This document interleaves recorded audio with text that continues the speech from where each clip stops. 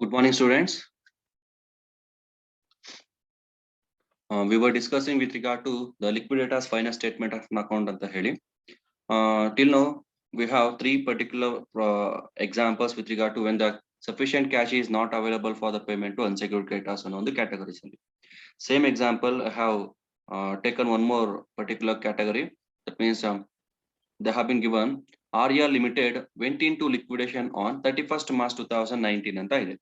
Following information is available with the liquidator ಅಂತ ಹೇಳಿ creditors amount to rupees 75,660 of which 80,000 are preferential creditors ಅಂತ ಕೊಟ್ಟಿದ್ದಾರೆ. So they have been given total creditor is 75,650 ಅಂತ ಹೇಳಿ. So 75,650 ಅಲ್ಲಿ 8,000 is preferential ಅಂತ ಹೇಳಿದ್ರೆ rest is ultimately it will come 67,660 is unsecured creditors ಅಂತ ಹೇಳಿ ನಾವು separate calculation ವರ್ಕಿಂಗ್ ನೋಟ್ ಅಲ್ಲಿ ಮಾಡ್ಕೊಳ್ಬೇಕಾಗುತ್ತೆ. I repeat again, total creditor is 75,660. ಅದರಲ್ಲಿ 8,000 are preferential creditors ಅಂತ ಹೇಳಿರೋದ್ರಿಂದ then rest whatever is ultimate ಆಗಿ 75,660ರಲ್ಲಿ 8,000 ಲೆಸ್ ಮಾಡಿದ್ರೆ it will come 67,660 that is unsecured creditors ಅಂತ ಹೇಳಿ ನಾವಿಲ್ಲಿ ಅದನ್ನ note ಮಾಡ್ಕೊಳ್ಬೇಕಾಗುತ್ತೆ. Then 6% debentures having a floating charge on all assets of the company amounted to rupees 80,000 ಅಂತ ಹೇಳಿ. What do you mean by this here floating charge ಅಂತ ಹೇಳಿದ್ರೆ at the time of liquidation ಆಗುವಂತ ಸಂದರ್ಭದಲ್ಲಿ ಈ ಡಿಬೆಂಚರ್ ಹೋಲ್ಡರ್ಸ್ಗೆ ಅಸೆಟ್ಸ್ ಗಳ ಮೇಲೆ ಒಂದು ಹಕ್ಕಿರುತ್ತೆ, ರೈಟ್ಸ್ ಇರುತ್ತೆ ಅಂತ ಹೇಳ್ಬಿಟ್ಟು ಅವನು ಬರಬೇಕಾದಂತ ಅಮೌಂಟ್ ಅನ್ನ ಆ ಅಸೆಟ್ಸ್ ಗಳಲ್ಲಿ ಸೇಲ್ ಮಾಡಿ ತಗೊಳ್ಬಹುದು ಅಥವಾ ಅಸೆಟ್ ಅನ್ನೇ ಬೇಕಾದ್ರೆ ಅವನು ಎತ್ಕೊಂಡು ಹೋಗಿ ಅವನು ಬರಬೇಕಾದಂತ ಅಮೌಂಟ್ ನ ಕಲೆಕ್ಟ್ ಮಾಡ್ಕೊಳ್ಳುವಂತ ರಿಸೀವ್ ಮಾಡ್ಕೊಳ್ಳುವಂತ ಒಂದು ಸ್ಪೆಷಲ್ ರೈಟ್ಸ್ ಇರುತ್ತೆ. That's what floating charge on all assets of the company ಅಂತ ಬಂದಾಗ ಅದ್ರ ಬಗ್ಗೆ ನೋಡ್ಕೊಳ್ತೀರಾ.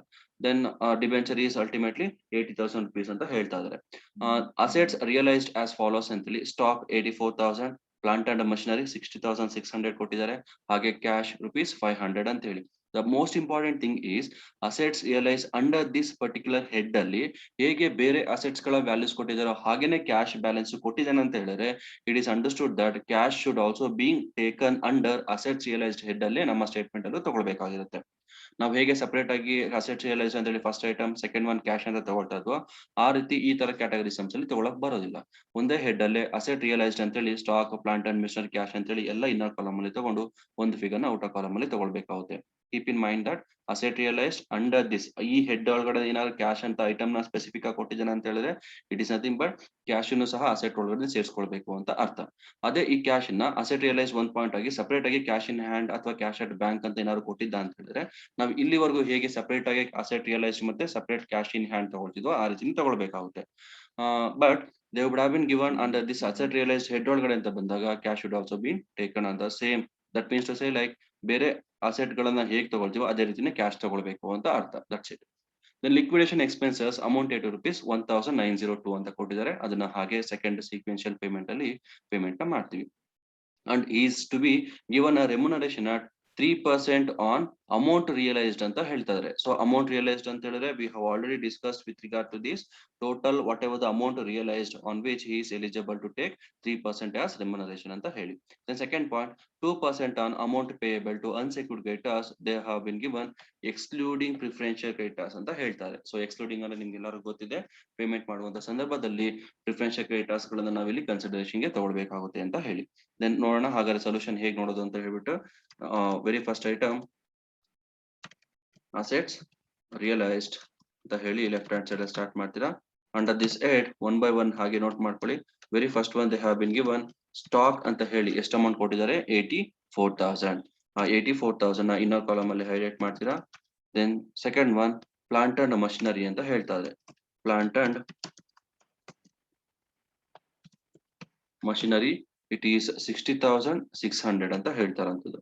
60,600 rupees ನ ಹಾಗೆ ಮೆನ್ಷನ್ ಮಾಡ್ಕೊಳ್ತೀರಾ. Then third one they have been given under the same head cash ಅಂತ ಕೊಟ್ಟಿರೋದ್ರಿಂದ ಕ್ಯಾಶ್ ಅನ್ನೋ ಒಂದು ಐಟಮ್ ನ ಸಹ ಇದರ ಒಂದು ಹೆಡ್ ಅಲ್ಲಿ ತಗೊಳ್ಬೇಕಾಗಿರುತ್ತೆ.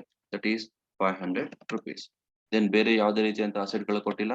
ಇದರ ಟೋಟಲ್ ಮಾಡ್ಕೊಳ್ಳಿ 84,000, 60,600, then 500. It will come 1,45,100. Outer column ಅಲ್ಲಿ ಮೆನ್ಷನ್ ಮಾಡ್ತೀರಾ 1,45,100. ದೆನ್ ಬೇರೆ ಯಾವುದೇ ರೀತಿಯಂತ ರಿಸೀಟ್ ಗಳು ಕೊಟ್ಟಿಲ್ಲ. Then direct we go to payment side ಅಲ್ಲಿ ಬರ್ತೀವಿ. Very first one secured creditors that is secured creditors ಬಗ್ಗೆ ಈ ಒಂದು ಪರ್ಟಿಕ್ಯುಲರ್ ಸಮ್ ಅಲ್ಲಿ ಏನೇ ರೀತಿಯಂತ ಇನ್ಫಾರ್ಮೇಶನ್ ಹೇಳಿದ್ರಿಂದ ಅದು ನಿಲ್ಲ ಅಂತ ಹೈಲೈಟ್ ಮಾಡ್ಕೊಳ್ಳಿ. Then second one liquidation expenses.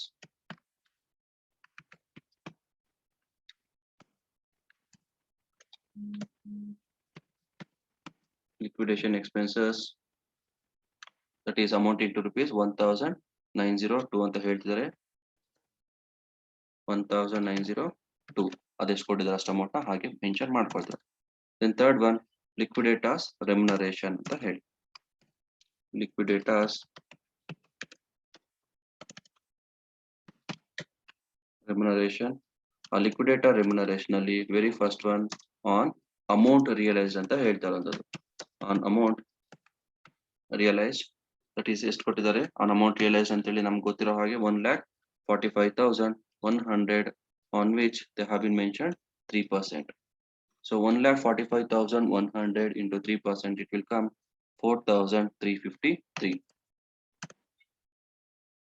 4,353. Then second category on amount payable to unsecured creditors. On amount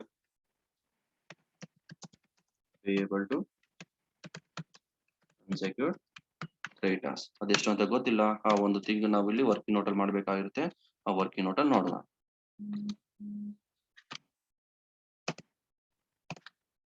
then after that ಅದನ್ನ ಬ್ಲಾಂಕ್ ಬಿಟ್ಕೊಂಡು ನೆಕ್ಸ್ಟ್ ಸೀಕ್ವೆನ್ಶಿಯಲ್ ನೋಡೋದಾಯ್ತು ಅಂತ ಹೇಳಿದ್ರೆ ನೆಕ್ಸ್ಟ್ ಪೇಮೆಂಟ್ ಬಂದು payment to debenture holders. So payment to debenture holders in this category, they have been given 6% debentures having floating charge on all assets amounted to rupees 80,000. So on the debenture holders ಕೊಟ್ಟಿದ್ದಾರೆ 80,000 rupees ಅಂತ ಹೇಳಿ outer column ಅಲ್ಲಿ ತಗೊಳ್ತೀರಾ direct ಆಗಿ 80,000. The next one payment to preferential creditors. Payment to preferential creditors, they have been given amounted to rupees 8,000 ಅಂತ ಹೇಳಿ. Then last payment is next payment is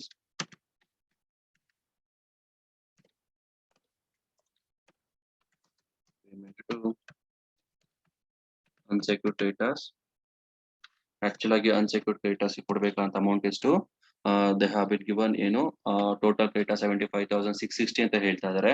ಅದರಲ್ಲಿ 8,000 preferential ಅಂತ ಹೇಳಿ ಹಾಗಾದ್ರೆ remaining 67,660 is to be payable to the unsecured creditors ಅಂತ ಹೇಳಿ.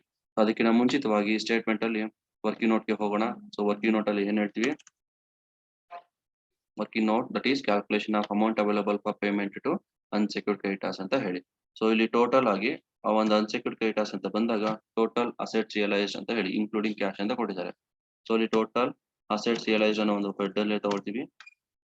Total assets realised it is 1,45,100. 1,45,100 of each ಎಲ್ಲಾ ರೀತಿಯಂತ ಒಂದು ಪೇಮೆಂಟ್ಸ್ ಗಳನ್ನ ಲೆಸ್ ಮಾಡ್ಕೊಳ್ತಾ ಬರೋಣ. ಈ ಸಮ್ ಅಲ್ಲಿ ಫುಲ್ಲಿ ಸೆಕ್ಯೂರ್ಡ್ ಕ್ರೆಡಿಟರ್ಸ್ ಕೊಟ್ಟಿಲ್ಲ. Then second one liquidation expenses 1,902 ಕೊಟ್ಟಿದ್ದಾರೆ ಅದನ್ನ ಹಾಗೆ ನೋಡ್ಕೊಂತೀವಿ. Then liquidators remuneration on amount realised ಅಂತ ಹೇಳಿ ಎಷ್ಟು ಕೊಟ್ಟಿದ್ದಾರೆ 4,353 ಬಂದಿದೆ. ಲೆಸ್ ಮಾಡ್ಕೊಳ್ಳುವ. Debenture holders it is 80,000. Then preferential creditors it is 8,000. So ಎಲ್ಲಾನು ಲೆಸ್ ಮಾಡ್ಕೊಳ್ತಾ ನಾವು ಔಟ್ ಆಫ್ ಕಾಲಮ್ಗೆ ತಗೊಳ್ಬೇಕಾಗುತ್ತೆ. 1,902 plus 4,353 plus 80,000 plus 8,000, it will come 94,255.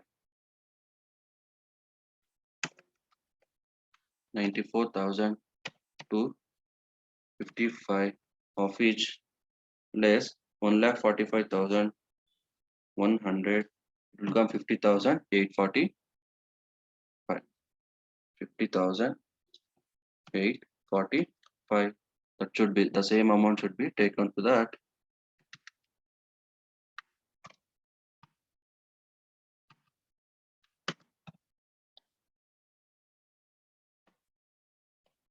$50,845 here while calculating liquidators remuneration amount in ತಗೊಳ್ತೀರಾ 50,845 into liquidators remuneration ಎಷ್ಟು ಪರ್ಸೆಂಟ್ ಅಂತ ಹೇಳ್ತಾ ಇದ್ರೆ 2%, that is 2 divided by 102.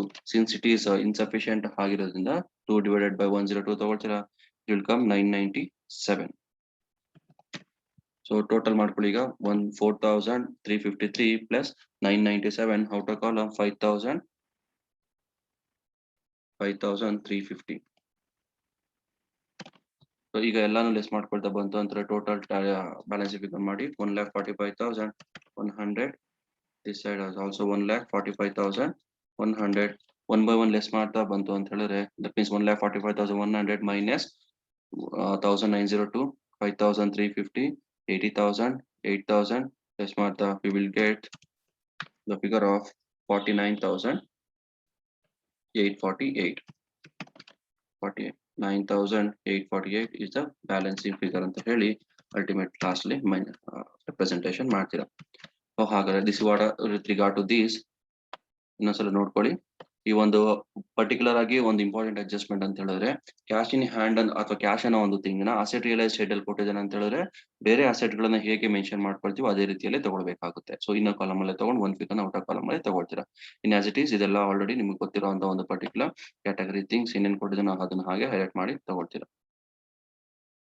Thank you.